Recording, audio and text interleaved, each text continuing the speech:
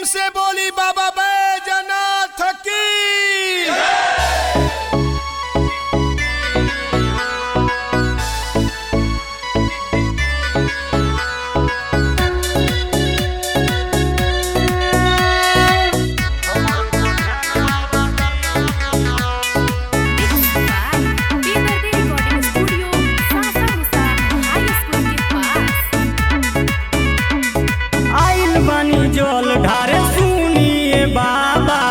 पूरा कदी बाबा हमरो इरादा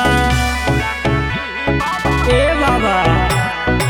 आइल बानी जल ढारे सुनिए बाबा पूरा कदी बाबा हमरो इरादा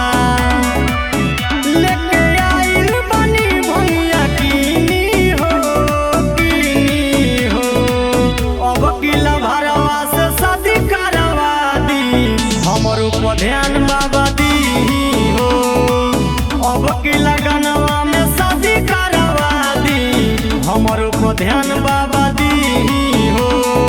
एक बार प्रेम से बोली शिव शंकर भगवान की।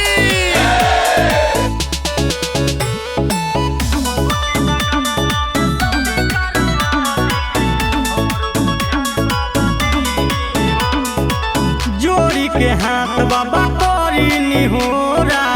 राखम बना के बाबा हमनी के जोड़ा ए बाबा जोड़ी के हाथ बाबा करी निहोरा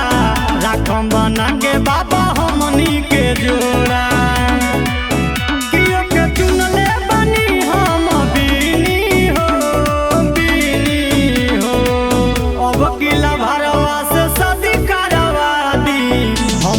ध्यान बाबा दी हो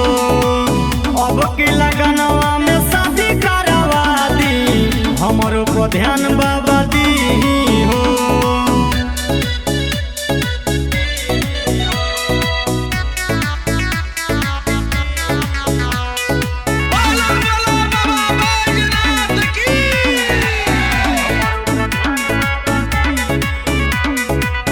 हमरो को बाबा कदी ही उपकार हो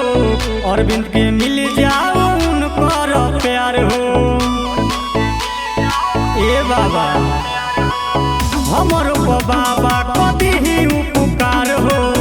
लालू के मिल जाओ उनकर प्यार हो कि अनुरागो के दुख हरली हो अब किला भरवा से शादी करवा दी हमरो को ध्यान बाबा दी हो अब की लगनवा में शादी करवा दी हमरो को ध्यान